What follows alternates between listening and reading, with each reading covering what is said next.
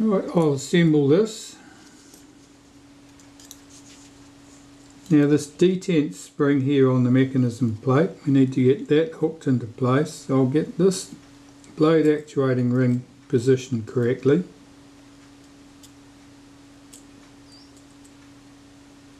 Why is that not seated? That's better.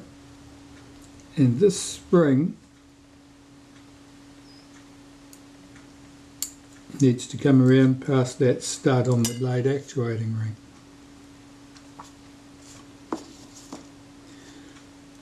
The lens tube only goes on in one position. One of the three legs has got the edge cut away to clear this stud. This pallet's just trapped under here at the moment, so I'll swing that out of the way and seat that. Okay. We've got 3 screws. One of them is longer than its mates. The long one goes through this bracket.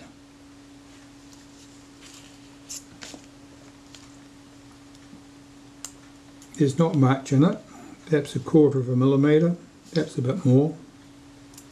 If you mix them up, you'll end up with a screw sticking out through the mechanism plate, which will block your shutter blades from moving correctly. And you'll end up with a short screw where the long screw should be.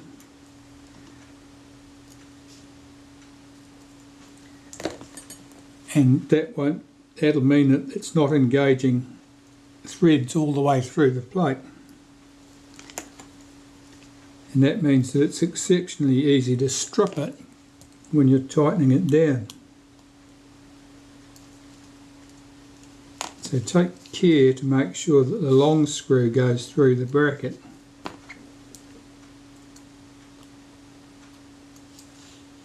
can flip it over and check. And I can see the ends of the screws here, here and here, and they're all just below the surface. I'll nip those 3 screws up.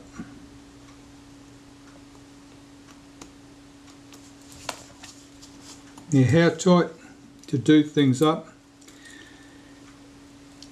is something you pretty much have to learn from experience.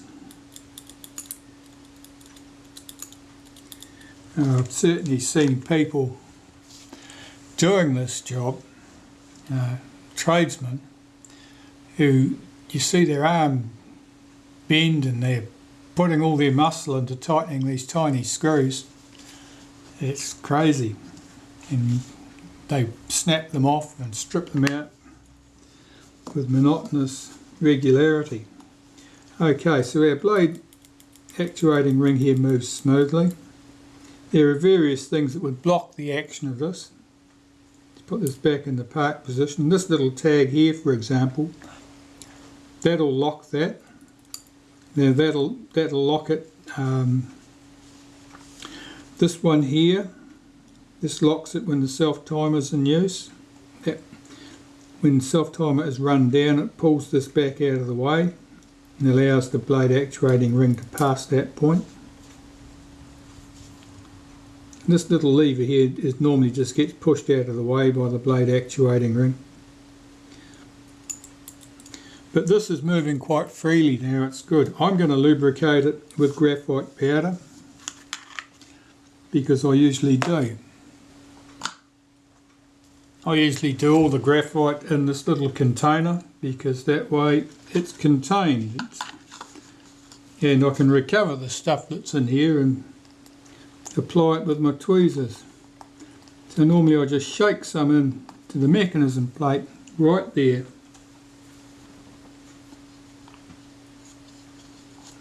And work the blade actuating ring backwards and forwards.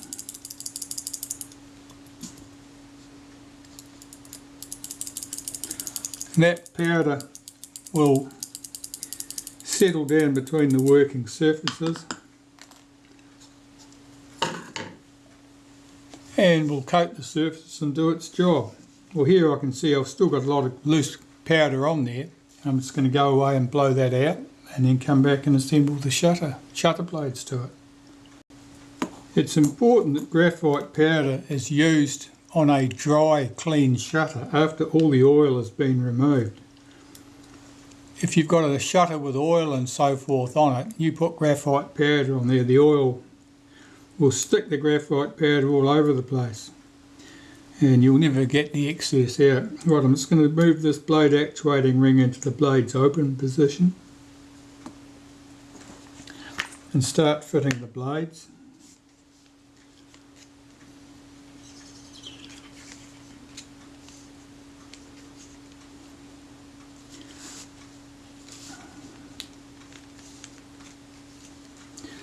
And the blades start here.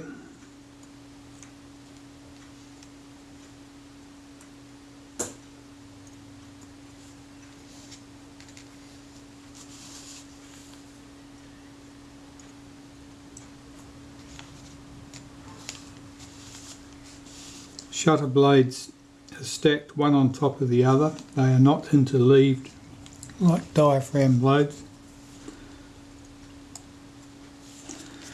Okay, so all my blades are in place. I've got my shutter case here. This only goes on in one direction. I'm just lining everything up. I know that this cutout here with this lever goes near this part of the case here with the slot. This hole here lines up with that hole there. So I know where I'm going with this. I can just lower that case over the top. Check that it's all aligned. And that looks good. It's ready to be screwed down. 3 countersunk head screws hold this together.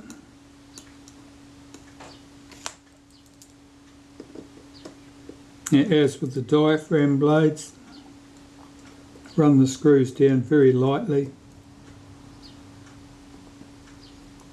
in case one of the shutter blades has become displaced while you're putting the case over the top.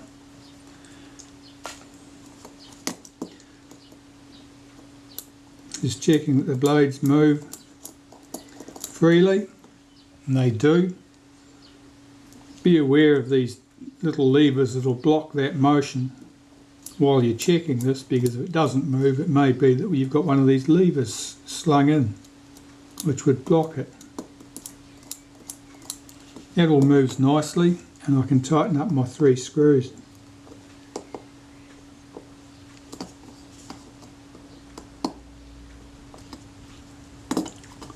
And check it again.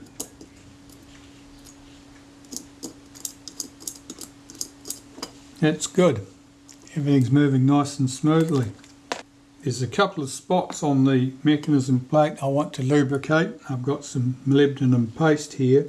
One is the detent spring, where the detent spring runs on that blade actuating ring. There are 2 points here and here on the blade actuating ring that the main cam connects to. You know, I'm just looking at that blade actuating ring. That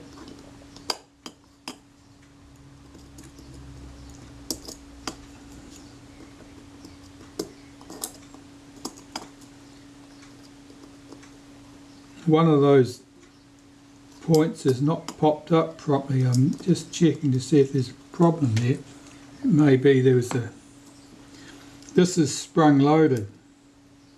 It should just pop up into position. It's doing so now. It was stuck down.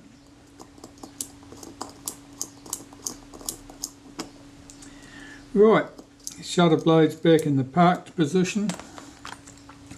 Next thing here to do is start putting the springs back into the shutter. The fine ones, the easily lost ones, the ones that ping off across the room when you're looking the wrong way. Right, I've got my pointiest tweezers. I'm picking up this spring.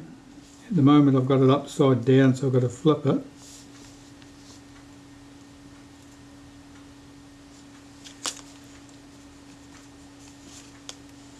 Now the bent leg is over on this side towards the outside of the case. Goes round here. And the straight leg is here. I've got to lift it up and round behind that pin. I hold a toothpick over the centre of that boss so that the spring cannot escape. I can lift the tail of the spring up with my tweezers, pop it behind that post. That's now sprung loaded. That's now sprung loaded. And that spring is fitted. That went exceptionally smoothly. I can put some of that down to the tweezers. These tweezers are very fine, and fine pointed tweezers allow you to be very precise in your placement. This spring goes on this post, and there's a groove around the post that this spring seats into.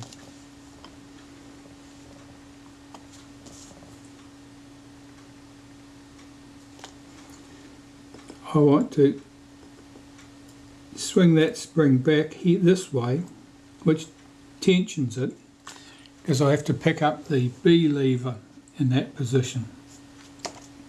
So I'll put down my deadly pointy tweezers and move back to my somewhat more normal tweezers and get that B lever in position. Well, here's our B lever. I'll pick that up with a heavier pair of tweezers. There's a little notch in the bottom of that B lever, has to pick up this spring.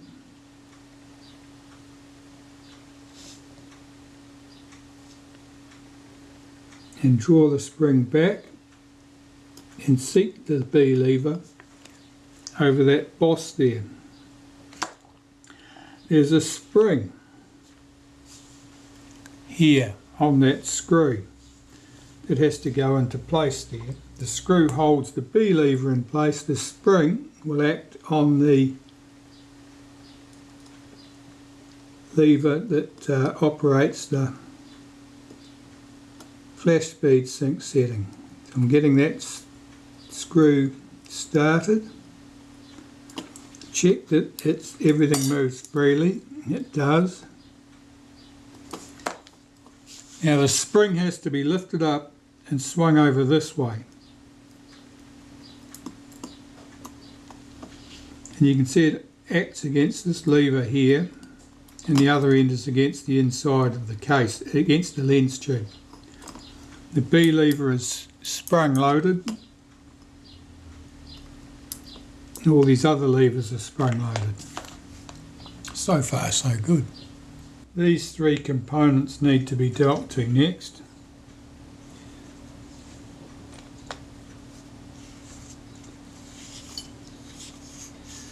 This shim should be clean and free from grease. If there's a hint of roughness there, you could polish that and go over it with a very soft graphite pencil.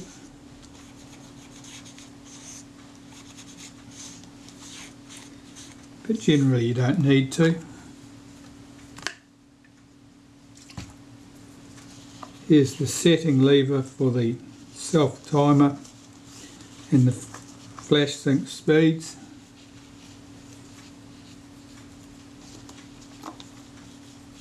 Generally this works well dry.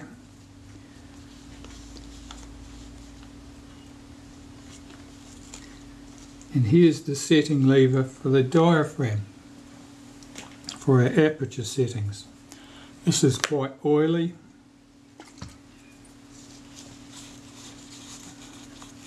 That's oils that would have transferred in from the focus helical, and this is pretty much the first point of contact. And from here they would have percolated their way into the shutter, onto the diaphragm blades and shutter blades, etc. Generally this runs well dry. If there's any roughness, if it's a bit stiff, often there may be some roughness on this inside edge where it runs on the aluminium case, or it may be bent so that it doesn't lie flat.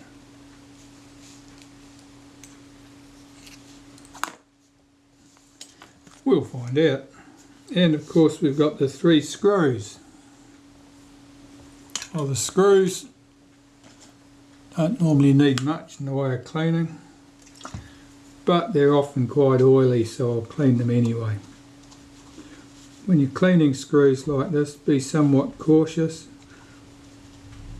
They will bounce around readily, catch under your cotton bud and ping away into the distance when you don't want them to. Right, to the assembly. There's a detent spring on the inside of the case here for our setting lever. I'll just put a wipe of molybdenum paste on that. Be very sparing with the molybdenum paste, you don't need much. And this little ratchet piece here, I'll put a wipe on there. And this can go into the case. Now the pin goes down behind that spring that we had down here on the B lever. So I'll get that seated in there. That popped down smoothly. Sometimes it won't because the spring might be sitting up on the ledge on that pin instead of down behind the side of it. That went in well. This shim goes on here, it only goes on in one position. We've got my dangerous tweezers here. These are great for handling tiny objects like springs, but they're like needles, they'll stick in my hand as quick as look at me. Here's the lever for the aperture settings. That drops over a pin on the settings ring. And I can fit the 3 screws in place that hold that down.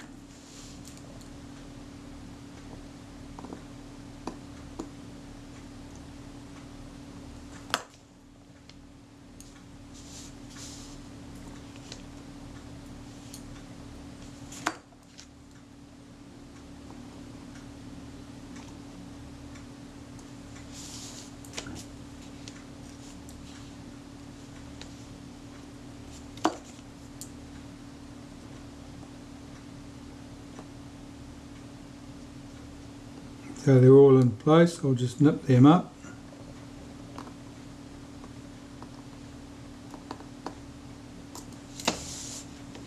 And check the action of the lever, make sure it's nice and smooth.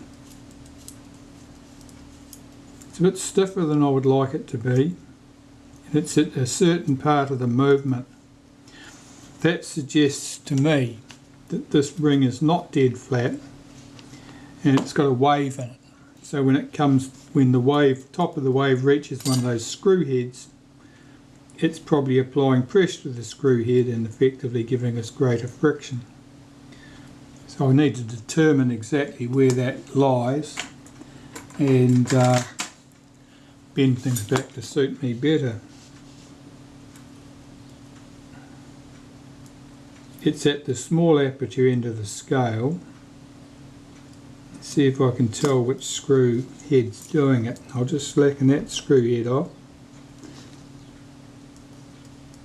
That didn't make a lot of difference. Slacken this screw head off. That definitely made a difference. So that tells me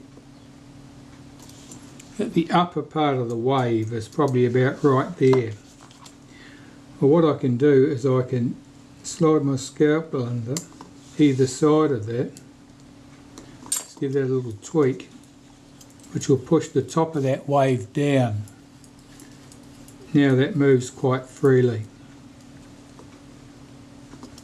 and that's all that was required there. If it had still been stiff, or if the stiffness was not localised in one area for that reason, there may be roughness around the edge, the inside edge of the ring or on the case itself, and a sprinkler graphite powder around that edge and working it backwards and forwards like this and blowing away the graphite will typically work wonders in that case. But we're good today. I'll clean up these components. These are all the components of the flash sink mechanism and the catch that holds the main cam in the cocked position.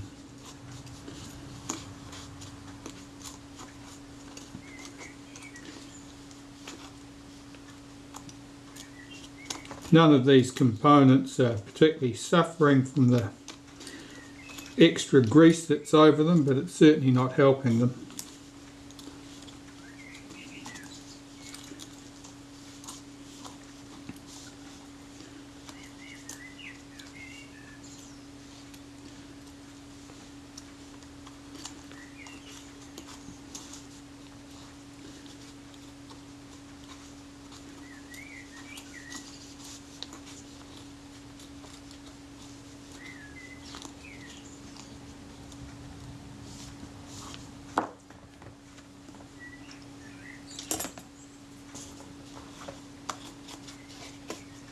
This is the catch that would hold the main cam in the cocked position. It's important that it runs very freely because it's only swings into position under the influence of a very small light spring. And so if it's stiff, or if you get grease or oil trapped in between the lever and this bracket here, that's enough to stop that from being able to move freely. That should do. I'll put these components into the shutter.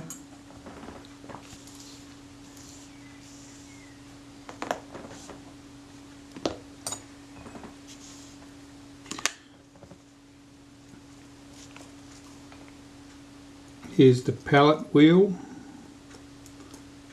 that drives the pallets. This is the sector gear that drives that pallet wheel. There's a little catch on the end of this where it latches into position. I'm just putting a white molybdenum paste on there so that it moves freely. Offers no great resistance when the shutter is triggered. Just pull that across, and I've got to get the spring into place. And I'll use needle nose pliers, bent nose pliers to hold that spring and do this job. So I'll hook the loop over that post, stretch it out and hook the end into that piece. Now if I move the shutter blades, the first thing it does is it releases that action and the flash sink mechanism would run down. Before the shutter blades actually move, it's open, because the flash sink mechanism on the M setting has to make and fire the flash before the shutter blades reach full opening. That's to give the bulb time to burn to peak brilliance. This spring goes against the inside of the case, so you need to hook it in under the inside of the case and press that down, and if you couldn't see that, that's fine, neither could I, but my fingers know what to do. That's all clipped into place. Here's the moving flash contact that sits on top of it. I cock that action, take this piece, push that and put that into place. There's a small plain screw at this end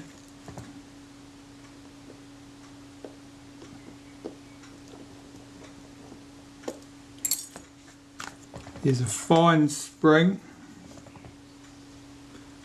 which I will use my dangerous tweezers to move, and there's a screw with a collar on it that spring needs to revolve around. I'm just checking that that spring moves freely around that collar. It does. And I can swing the end of that spring into place, which means I've got to pick it up, bring it over the top, and there's a notch in the back of the arm here that couples into. There it is.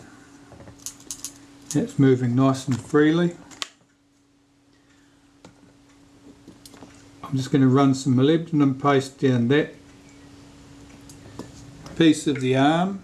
That's where the main cam will run against that and then latch into position. And the shutter release lever can go in place now. Here's the shutter release lever. Just clean that.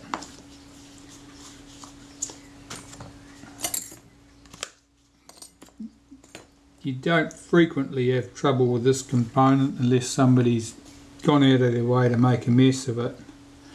Sometimes people do. It sits in here. The arm has to come under the B lever and the spring has to be tucked down inside the case. This has to come in under here. See if I can get that spring tucked down. I'll just push that round with the tip of the screwdriver. Make sure that's tucked down in the case. And you can see how it lifts this arm. And here's the B lever, it's lifting that up. If the shutter was open, the B lever would drop down to stop this from returning, and as the shutter release lifts up, it lifts the B lever out of connection with the blade actuating ring, and the shutter could continue its action and close.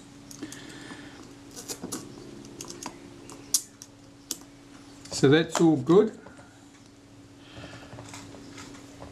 So the main cam and its spring need to go in.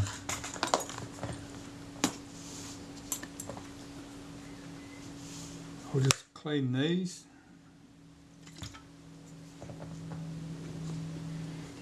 It's normal for the main cam to be somewhat buttered with graphite grease.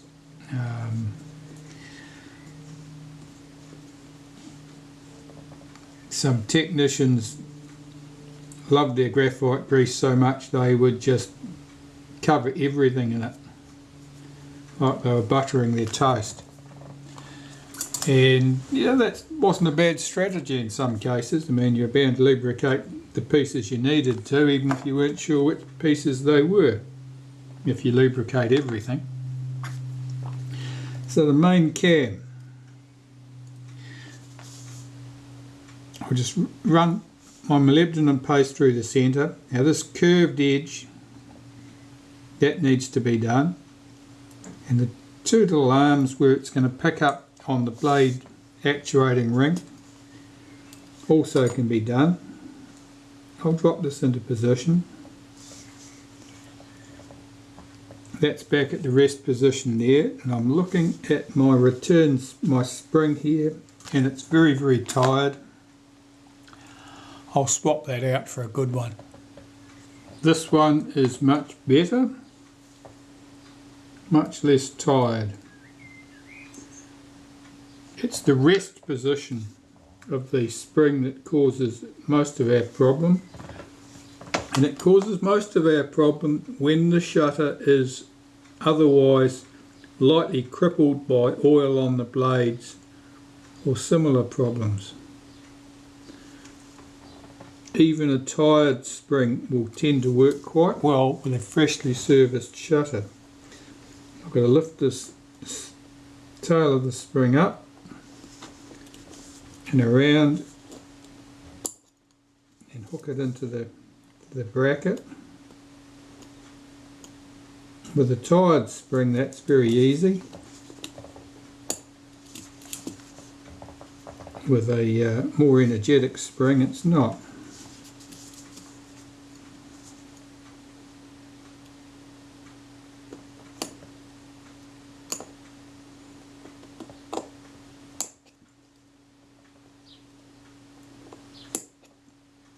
That's better. So if we cock this, cock the main drive cam, release the shutter, and away she goes. Right,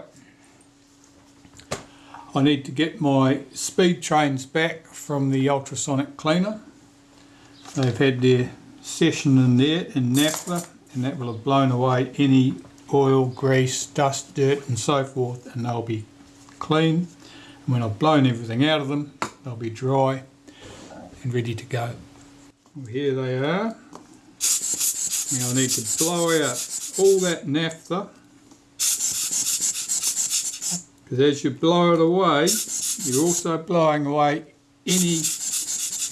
anything that the naphtha's picked up. Any oils that are dissolved in the naphtha, any dust and grit that it's picked up are also being blown away. Do not just leave them sitting there for the naphtha to evaporate by itself, because it'll leave behind the contaminants and you want them gone. So I'll just check the action of this. That runs down smoothly, and we'll try the self timer.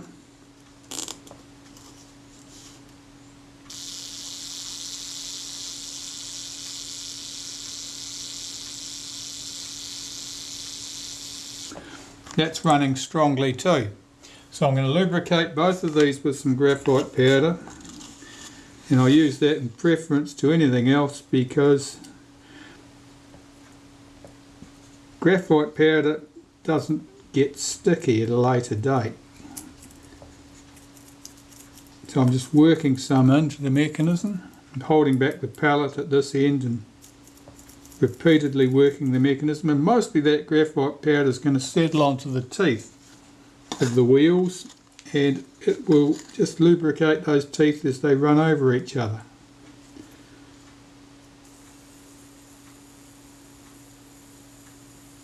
I'm doing the same for the self timer.